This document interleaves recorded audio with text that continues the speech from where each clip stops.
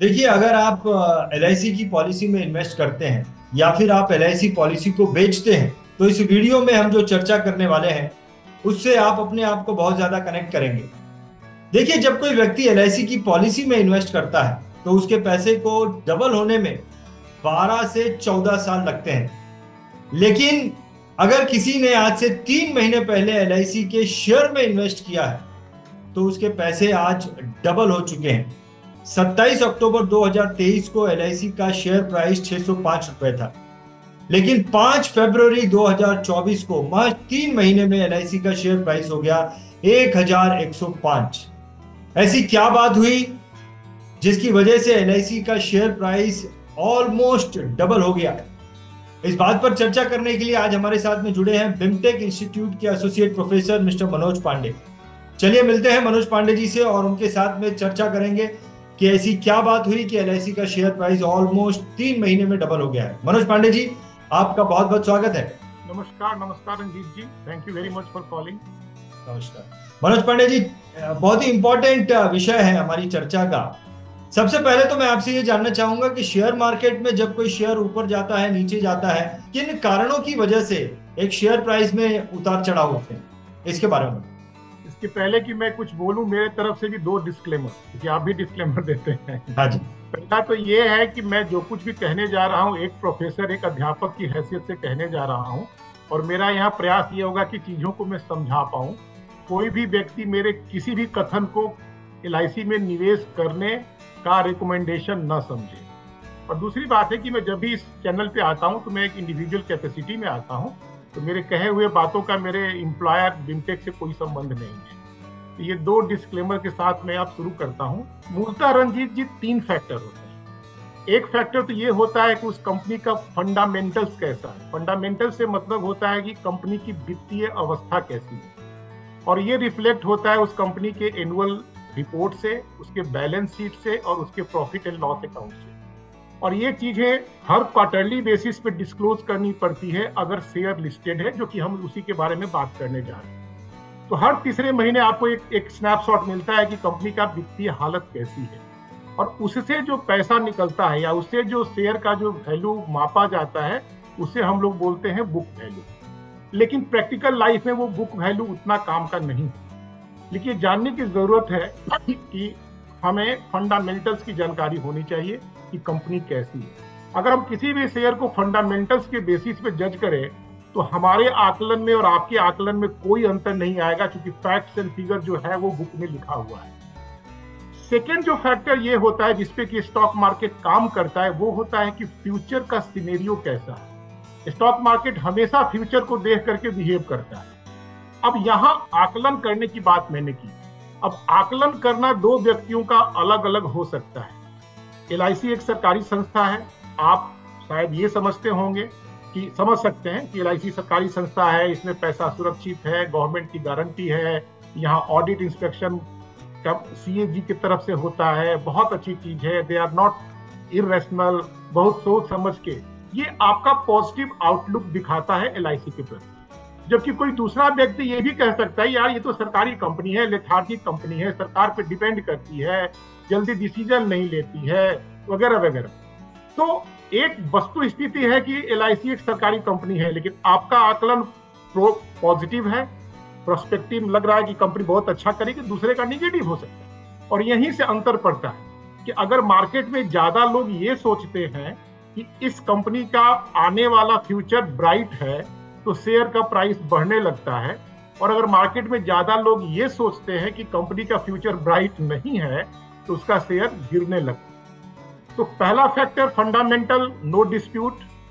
Second approach कि हम क्या सोचते हैं, यहां डिफरेंस आएगा। कोई कहेगा शेयर खरीद लो, कोई कहेगा शेयर बेच दो, क्योंकि उनके अपने पर्सपेक्टिव होते हैं। और जो सबसे तीसरा जो महत्वपूर्ण फैक्टर होता है वो होता है जिसको हम लोग बोलते हैं मार्केट सेंटीमेंट। माहौल कैसा है पूरे इकोनॉमी का।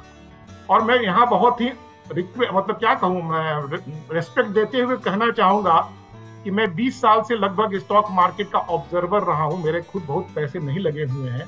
मैं ये जरूर कहना चाहूंगा कि जितने भी एक्सपर्ट होते हैं ना, किसी की बात पर भरोसा मत कीजिए। जब मार्केट का मूवमेंट पॉजिटिव होता है तो हर आदमी हर कंपनी में अच्छी बातें खोजने लगता है। और 4 दिन बाद जब मार्केट गिरने लगता है तो वही व्यक्ति उसी कंपनी में 4 निगेटिव पॉइंट खोजने लगते हैं। तो शेयर मार्केट में आप जब भी इन्वेस्ट करें अपने नॉलेज की बेसिस पे करें। तो ये सबसे बड़ा फैक्टर जो होता है माहौल, सेंटीमेंट, कि मार्केट किधर जा रहा है। और जब मार्केट अगर बुलिश ट्रेंड में है तो जो कंपनियों के शेयर बहुत दिनों तक पीटे भी होते हैं ना, उनमें भी एक चढ़ाव देखने को मिलता है।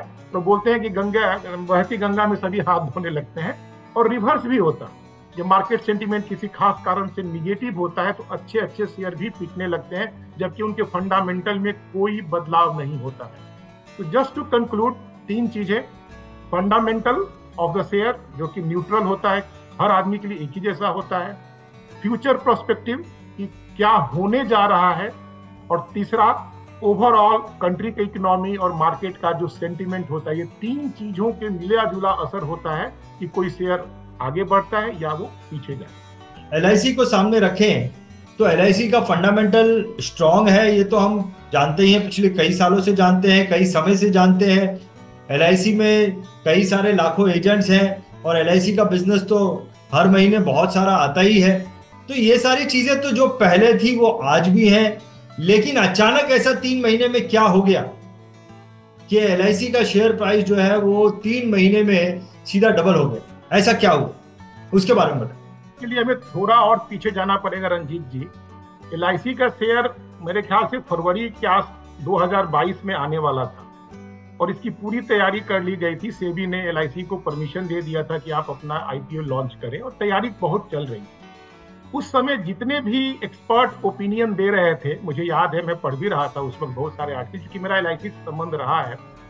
सबने ये माना था कि एलआईसी का शेयर, अब अलग अलग आकलन थे, जैसा कि मैंने कहा डिपेंडिंग अपॉन द पर्सपेक्टिव, 1800 से 2000 के बीच का शेयर होगा, किसी ने 17 से 19 कहा, किसी ने 1600 से 1800 के बीच कहा, लेकिन किसी भी एक्सपर्ट ने 1600 से कम प्राइस का रेंज नहीं दिया था। ये एक हकीकत है।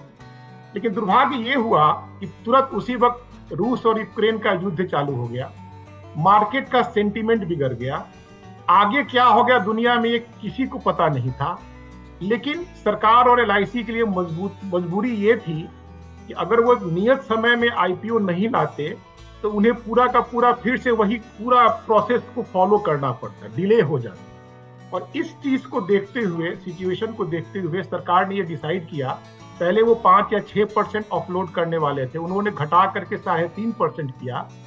प्राइस को उन्होंने केवल 950 के आसपास रखा, 949 शायद रखा था, जो बुक बिल्डिंग से हुआ। और बहुत मुश्किल से ये आईपीओ सेल थ्रू हो पाए। बहुत कोई जबरदस्त डिमांड नहीं था, इज्जत बच जाने वाली स्थिति थी, क्योंकि ओवरऑल मार्केट का जो सेंटीमेंट वो बहुत ही खराब था। लेकिन सरकार ने इसको इसलिए निकाल दिया कि आगे वो पुनः शेयर बेचने में कोई लफड़े उनको सामने नहीं आएंगे। तो एक तो शुरुआत यहां से हुई, माहौल खराब था। 949 का शेयर मेरे ख्याल से 800 पता ना 6-7% के कम पे ही लिस्टिंग हुई, वहां से सेंटीमेंट और खराब। और रही सही कसर हुई जब थोड़ा सा आगे बढ़ा शेयर, तो अदानी वाला मुद्दा सामने आ गया, हिंडनबर्ग और अदानी। और एक तरह से पॉलिटिकल नैरेटिव कहिए, जो भी कहिए, एक ऐसा माहौल बनाने की कोशिश हुई कि एलआईसी ने अदानी को अनड्यू हेल्प किया है और अदानी तो डूब ही रहा है, एलआईसी भी डूब रहा है। फिर वही सेंटीमेंट वाली बात कि निगेटिव देखने वालों की संख्या शायद बहुत ज्यादा हो गई, पॉजिटिव देखने वालों की कम हो गई, इसलिए यह शेयर पीटता गया। और जब एक बार शेयर गिरने लगता है तो बेरिश लोग आ जाते हैं, क्योंकि शॉर्ट सेलिंग में भी लोग कमाने वाले कमा लेते हैं। उसके चपेट में ये शेयर काफी दिनों तक रहा। लेकिन आपको याद है कि जब अदानी का मुद्दा सबसे पीक पे था, तब हम लोगों ने भी एक इस पे रिकॉर्डिंग की थी, जब मैंने बताया था कि अदानी के शेयर में एलआईसी का जो इन्वेस्टमेंट है वो बिल्कुल सुरक्षित है। अब पिछले 3-4 महीनों में बहुत सारी चीजें बदली। पहला, अदानी का मुद्दा खत्म, अदानी के शेयर फिर वापस आ गए हैं। एलआईसी का जो इन्वेस्टमेंट था वो पहले भी सुरक्षित था, अभी भी सुरक्षित है। बल्कि हकीकत यह है कि पिछले क्वार्टर में एलआईसी ने अदानी के 3 कंपनियों में शेयर बेच करके मुनाफा कमाया। तो अदानी का जो इफेक्ट था वो बिल्कुल खत्म। दूसरा, एलआईसी सरकारी तंत्र की कंपनी थी। आईपीओ क्या होता है, शेयर मार्केट क्या होता है, क्वार्टरली रिजल्ट क्या होता है, ये इनको नहीं मालूम था शुरू में। लेकिन अब मैनेजमेंट उस चीजों को समझने लगा है और मैनेजमेंट वो सारे कार्य कर रहे हैं जो कि शेयर होल्डर के मनोबल को बढ़ाने में सहायता हो। यानी बहुत सारी चीजें जो शेयर होल्डर के हितों के लिए है वो की जा रही है। मैंने एक चीज और ऑब्जर्व किया है पिछले कई 6-7 महीनों में कि LIC का जो publicity, PR and publicity department है वो काफी एक्टिव है। कोई भी अच्छी चीजें हो रही हैं उसको तुरंत मार्केट में अच्छे ढंग से प्रस्तुत किया जा रहा है। LIC की बहुत बड़ी कमजोरी हुआ करती थी। मैं मानता हूं काफी सुधार उससे हुआ है।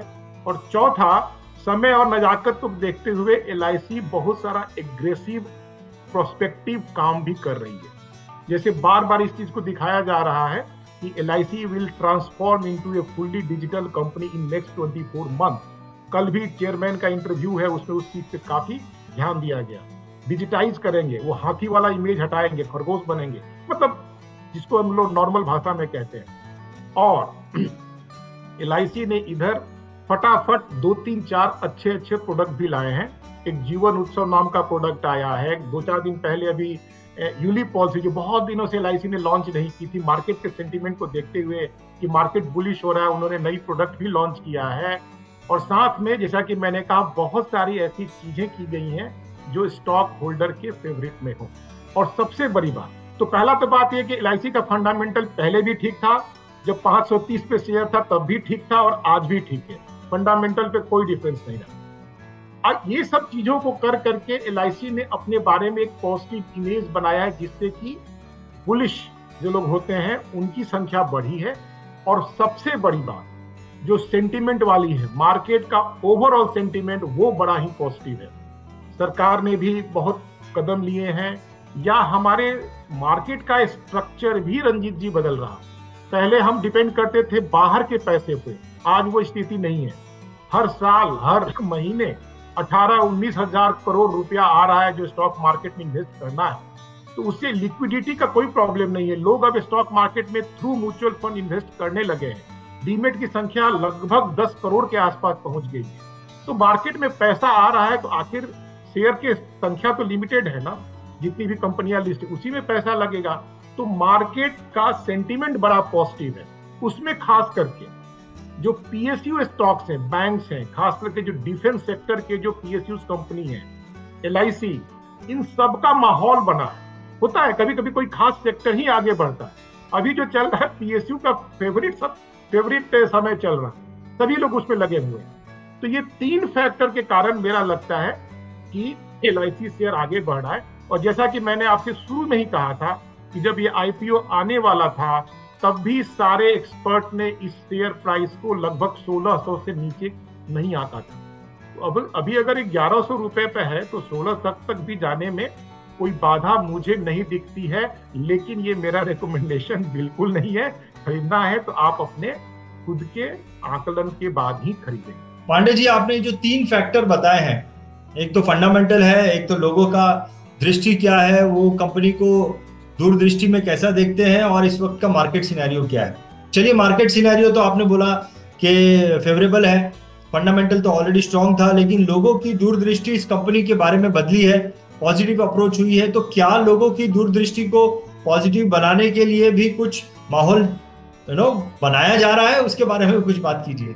अब इससे बड़ी बात क्या हो सकती है माहौल को? जैसे कि अभी नरेंद्र मोदी जी का भी एक स्पीच आया, वही मैं कह रहा हूँ, जब प्रधानमंत्री पार्लियामेंट में, राज्यसभा में खड़ा होकर के लोगों को चैलेंज देते ये कहते हैं कि मैं आंख में आंख मिला करके कह रहा हूँ, इससे बड़ा सपोर्ट LIC के लिए क्या हो सकता है? दूसरी बात, थोड़ा सा मैं ये भी कहना चाहूंगा कि चुनावी माहौल है, हर चीज को अच्छा दिखना है, दिखाना है, तो किसी शेयर को आगे बढ़ाने में की बहुत मेहनत नहीं करनी है। वो भी LIC जैसा शेयर जिसमें कि अभी भी 96.5% शेयर सरकार के पास है, वो अवेलेबल नहीं है बिकने के लिए। लगभग बाकी 3.5% में से लगभग 2% वित्तीय संस्थाओं के पास है, वो अवेलेबल नहीं है, जिसको बोलते हैं ना मार्केट फ्लो। केवल 1% शेयर है जो बिक रहा है और खरीदा जा रहा है। तो अगर 2-4 ब्रोकर ही डिसाइड कर ले कि शेयर को आगे लेकर के जाना है, तो अदृश्य शक्तियां भी इसमें शामिल हो सकती, इस बात से मैं इनकार नहीं कर सकता। लेकिन प्रधानमंत्री खुद ही एक रोल मॉडल है इनके लिए, तो इतना बड़ा सपोर्ट और कहां मिल पाता। तो बिल्कुल माहौल तो बहुत ही फेवरेबल है, इसमें मैं इस बात से मैं इनकार नहीं करता।